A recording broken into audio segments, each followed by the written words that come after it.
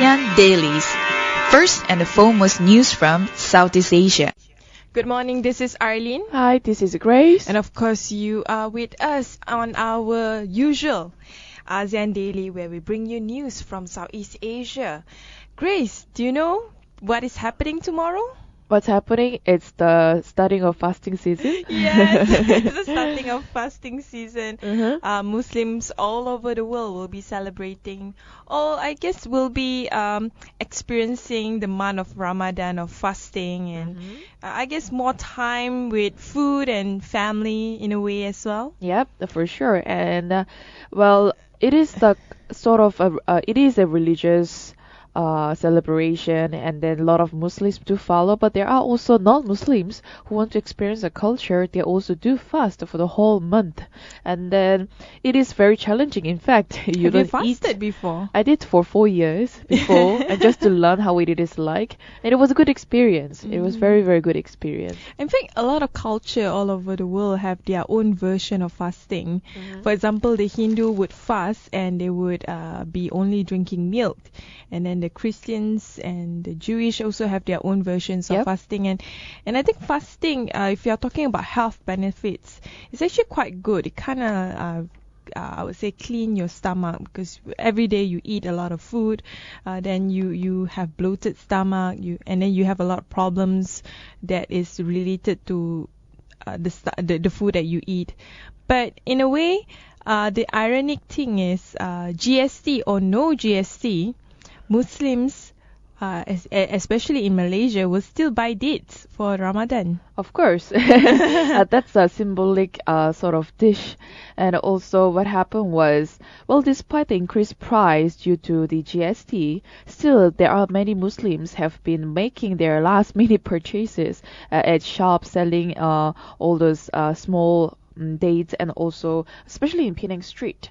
And I guess all those Muslims are preparing for the fasting season already, having the food stocked in the house, as well as because after certain time they will eat when the sun sets, and that's when they start cooking. And yes, a lot of people have been shopping outside. Actually, dates are the best when it comes to restoring energy, and for Muslims, especially during the month of Ramadan, energy is vital. The whole day you are not eating, and all you need is a couple of dates in the morning. It will definitely get you going. But the problem is dates are a bit more expensive Of than course. I guess before GST, and Muslims, I guess, have no choice but to buy dates. And then, of course, what you mentioned before is eating dates to break fast is way better than having a full meal as one of the many physical benefits. And also, well, with the increased price of dates, still a lot of people are purchasing, and today is the last day. But you know what? I think Malaysians love food so much that GST or no GST, Ramadan will definitely be a month where they will eat like hell when it comes to break fast. Yeah, that's one thing. But at the same time, there are a lot of Malaysian chefs. They have released how to cook food during Ramadan season without GST effect. So there has been some like post-release as well as YouTube videos. So hope that with the usage of internet, Muslims can access to cook with perhaps a cheaper food with a Yes. better recipe. That's true. And talking about money, of course, we always think about AirAsia, because when it comes to AirAsia, they are the best in terms of local airlines that have been managing their finances. And in fact, AirAsia CEO is telling investors to plan up to 300 million bonds, jet set as shares skied.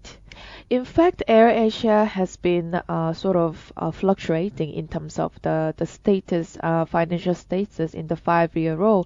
But then what happened was the CEO mentioned, Tony Fernandez mentioned that the group plans to issue as much as 150 million US dollars in convertible bonds at each of its Philippines and Indonesian associates as well.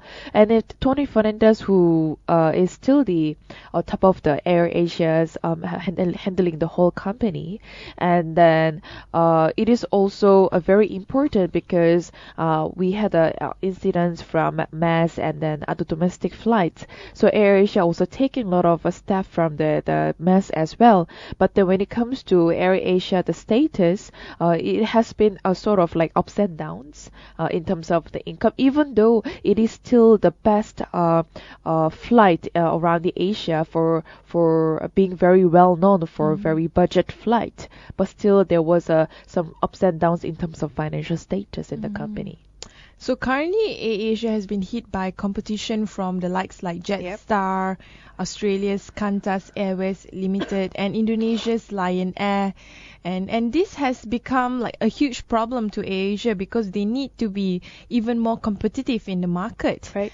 And this is what AirAsia say. AirAsia's regional airline association venture are turning out to be more problematic than they initially anticipated. With the exception of Thai AirAsia, all other airline ventures are loss-making and are being increasingly funded by the parent, which is the AirAsia headquarters.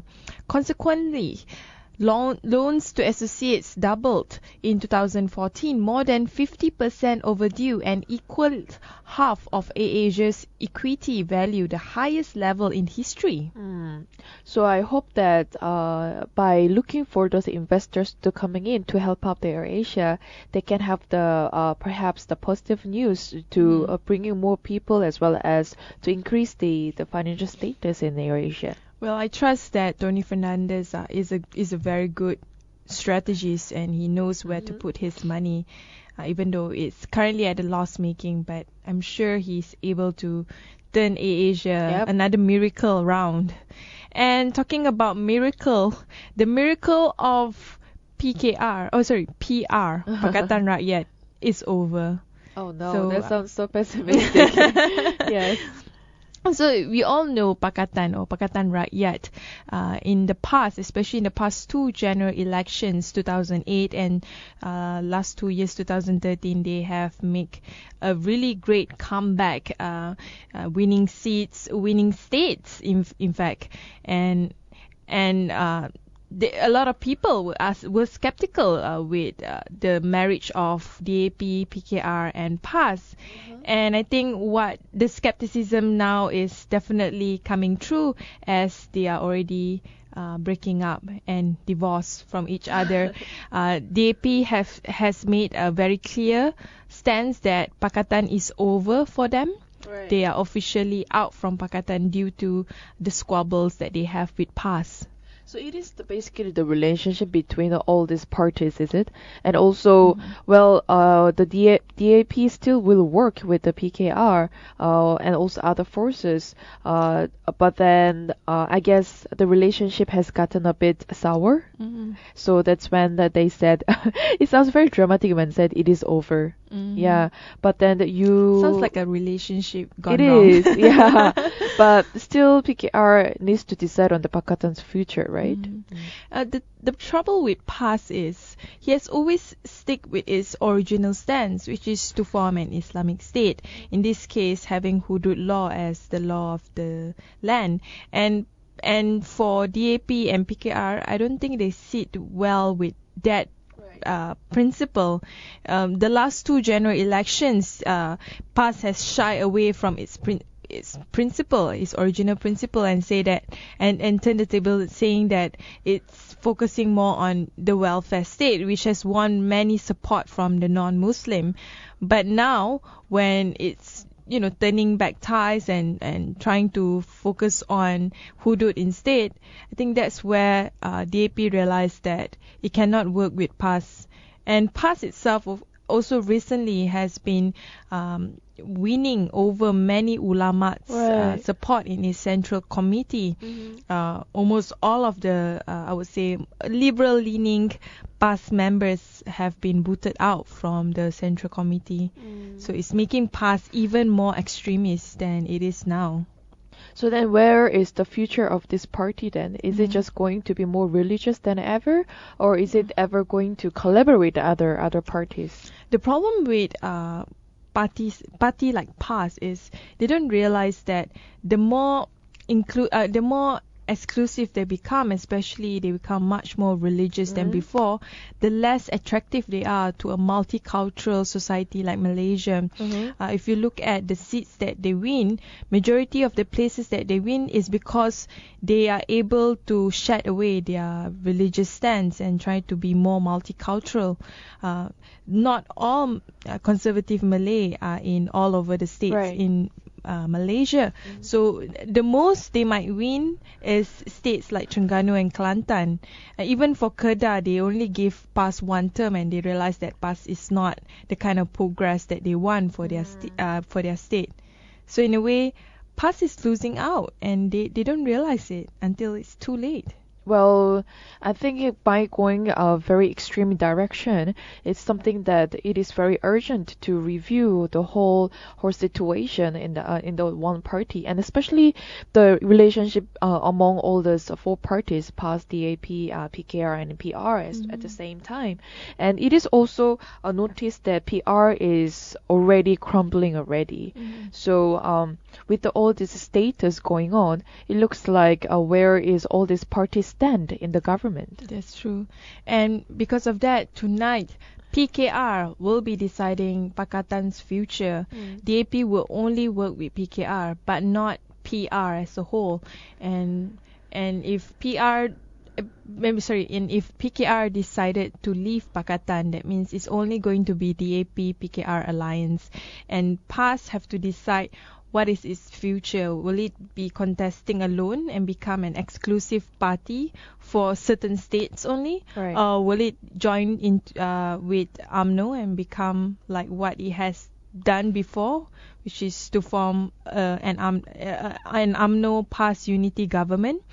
Or will it be breaking up as well within PAS, where the more liberal members of PAS will be forming their own Islamic Democratic Party? So it will be just a one-party rule kind of system. I suppose. Yeah. Anyway, we'll take one short break. When we return, we will go back to politics and economic from Southeast Asia.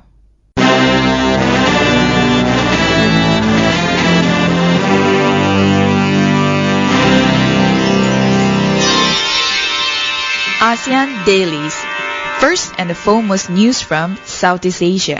Hey, this is Arlene. Welcome back, this is Grace. And of course, you are with us on our daily news. Continuing with our news on politics. So, according to the news by Reuters, that Thai Prime Minister is denying counter-coup rumours.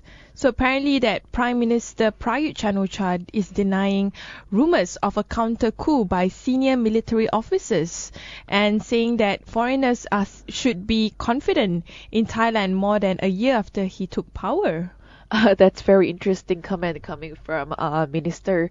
But then we all know that after the junta took place in May 2014, there were lots of violence and also ups and downs basically in the country itself. A lot of arrests and all that, especially political arrests. So that actually sort of blocked for foreign investors to coming into the country. But now what he's saying that there was no worry for foreign investors to coming in, and in fact that it is very well known for a lot of to receive a lot of critics of the ruling of the country by the current PM junta, right?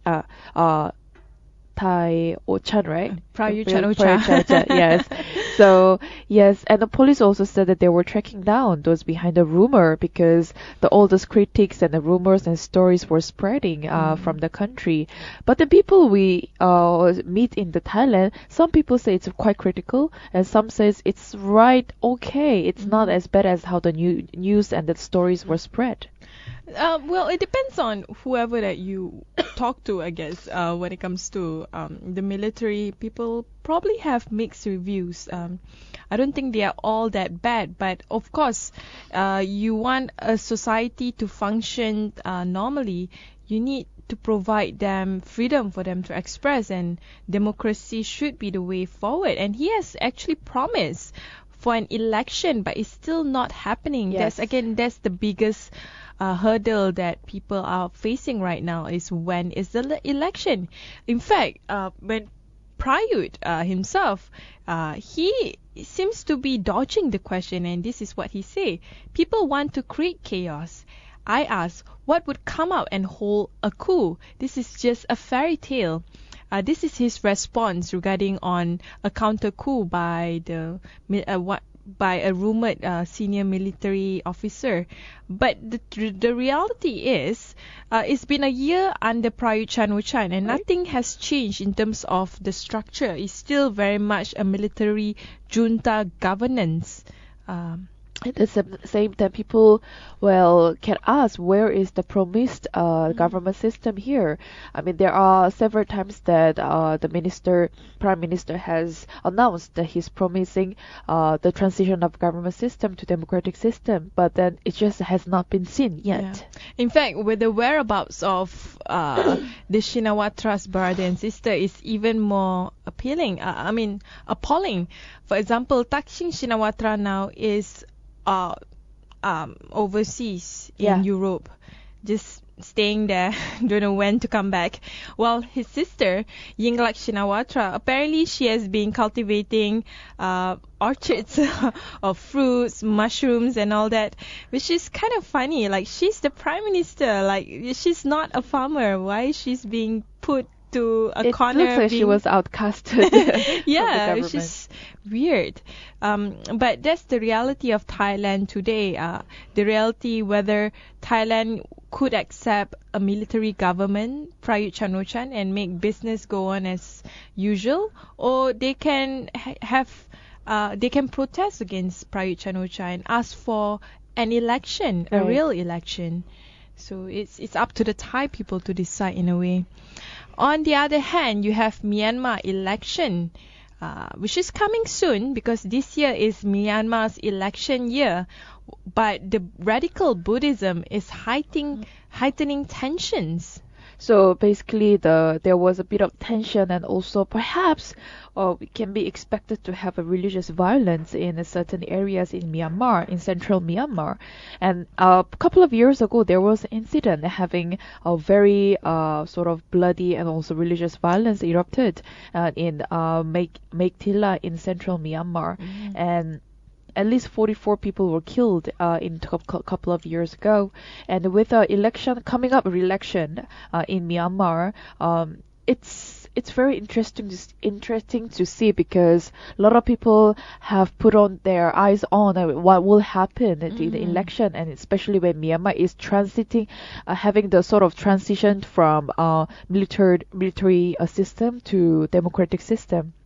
So it is a very interesting moment to see what will happen to Myanmar after the changing of perhaps the ruler of the country.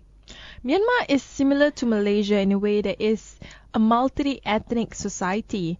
You have such a huge spread of land with so many ethnic groups, not just the Rohingya, which is a stateless group of people, but also a few other ethnic groups that are also contesting their ethnic identity within the scope of the Myanmar identity. And because of that, race and religion are both central and incendiary for the upcoming election. And this is a special challenge for Nobel Peace Laureate Aung San Suu Kyi, who has been, of course, criticized over and over again by the international communities for not speaking up for Muslims and other minorities. And she has been very quiet. That she perhaps that a lot of comments that she will be accused of being a Muslim lover if she says something to protect for this Rohingya group. And meanwhile, this is going on. All this Buddhist nationalist group, they are also shouting out, and also they are becoming more vocal and vocal. So it seems like anti-Muslim unrest that spread to central Myanmar, of course, is the culprit of monks that claim that Islam was eclipsing Buddhism and urge a boycott of Muslim businesses and interfaith marriages. It's really, really disheartening seeing Buddhism being used as a tool by government to expand their policies or their power legitimacy. But then after all, what's the most important part here is where's the freedom of people? And then we can come to minority group where the Rohingya people, where's the freedom of their rights?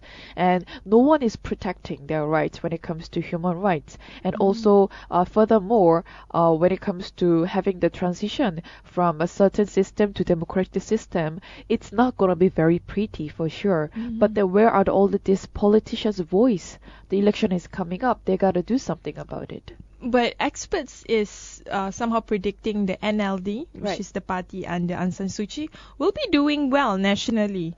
But local party member Kin Mei Si said that some Meitila Buddhists were now totally against the party and supported the Mabata, which is, if you put it in a Malaysian context, it would be equivalent to the Myanmar version of Perkasa or Pekida. Yeah. So there seems to have a sort of religious tension again between the Buddhism and also perhaps the government itself. And hope that the incidents that happened in 2013 doesn't happen again.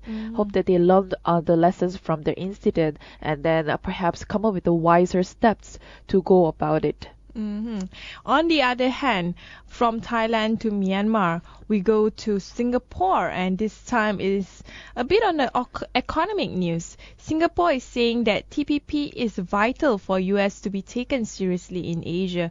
And I couldn't agree more, because when you talk about the US in today's 21st century, it's no longer about military regime, or it's no longer about just US cultural presence. You need to exert an economic presence. And if you look at the trade partners for most of the countries in Southeast Asia, the US is not number one. It's either China or India or some of our neighboring countries, or even Japan. But the US seems to be, sliding down in terms of economic trade partnership. For example, for Malaysia, US is our number 4 partner. In fact, EU has larger trades than the US in Malaysia. So where is the US standing when it comes to TPP? It is a Trans-Pacific partnership, and a lot of people are said if it was wanted to stay engaged with the Asia-Pacific region, then be taken seriously from here. And this agreement is very crucial. And in fact, a lot of questions are being asked in terms of the transparency and getting the information, because TPP is getting bigger and bigger in terms of the agreement between this country and that country. And then the question goes to the USA. Where is the USA standing in this point? So it's a great thing that Foreign Minister K. Shanmugam is telling that it's vital for the US to revisit its TPP trade agreement if it wants to stay engaged in the Asia-Pacific region. And I totally agree with that. But the problem with TPP is they're having a lot of problem in the Congress meetings on how the direction of TPP ought to be, especially in the Asia-Pacific. And the US President Barack Obama is bidding to secure congressional legislation in order to pass the pending 12-nation TPP quickly, and was dealt with a blow, unfortunately, last week as the US credibility is hung on in the balance. So the problem with Barack Obama is he's not popular in his Congress, which is the equivalent to Malaysia's parliament. The problem is also because the Republicans are controlling the Congress in the US. But also, globally, the TPP has not been receiving well compared to other trade agreements. For example, in Southeast Asia, people have more favorable views towards AEC and RCEP compared to the TPP. They even have more favorable views towards the EU, ASEAN FTA, and other forms of FTA, which is vital for the US to change that mindset, that perception. Perhaps it is time for USA to revisit this TPP agreement and see what they can improve in terms of the economic, strategic, and also the lots of other areas they can touch on, because like you mentioned, Arlene, that a lot of countries are favoring more towards the other agreements such as RCEP and also the dealing with the China as well. So perhaps it is very important for USA to continue to take the lead, but at the same time revisit the agreement again. We'll take one music break. When we return, we will continue with our economic news as well as social-cultural news of Southeast Asia.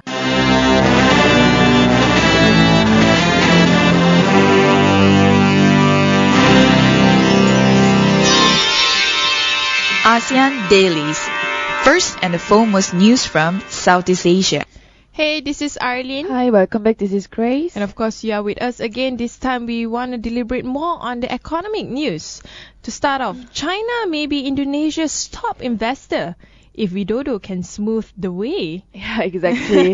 So China could quickly to deal with Singapore and Japan to become Indonesia's biggest foreign investor only if President Joko Widodo can simplify the way business is conducted in Southeast Asia.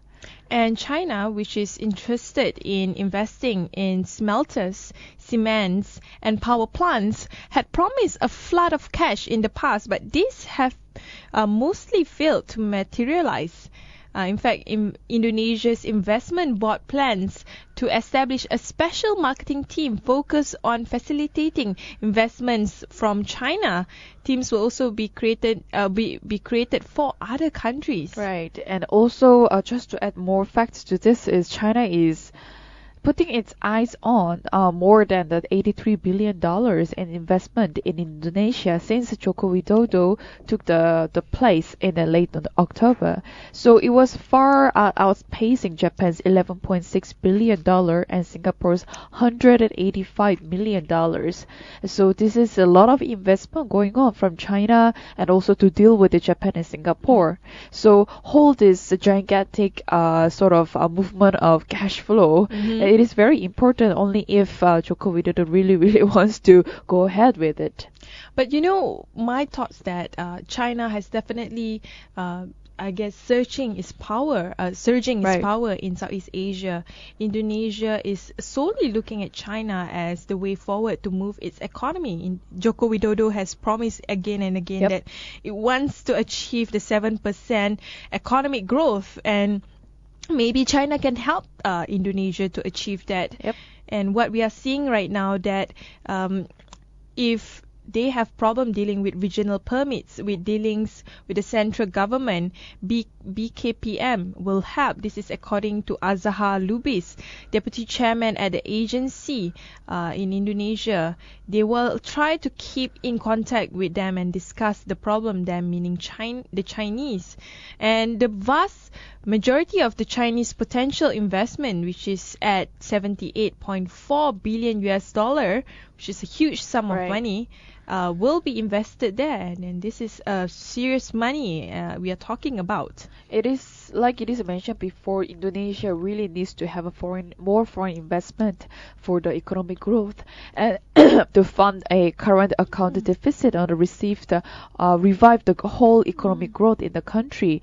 And because of that, a lot of critics have been received towards the Joko Widodo side. And I'm glad that Joko Widodo has a very, I would say, research-based strategy, creating teams to somehow invest, market, and also research on the individual countries on what's best for Indonesia is definitely the way forward. Right. And talking about economy as well, Malaysia investors are looking towards US dollar and foreign markets for better returns. And we'll be talking about this at the Durian Hit later on, but that this falling ringgit and also growing all this pessimistic idea towards the local stock market are driving Malaysian investors to look at foreign currencies, especially the US dollar and overseas market for the better returns. So this is according to the recent survey by Franklin Templeton Investment, that it was found that 53% of Malaysian investors would invest in foreign currency-based funds within the next 3 years, and up to 45% last year. So the decision to invest in foreign currency is mainly driven by how the local currency has performed against other currencies over the last 1 year.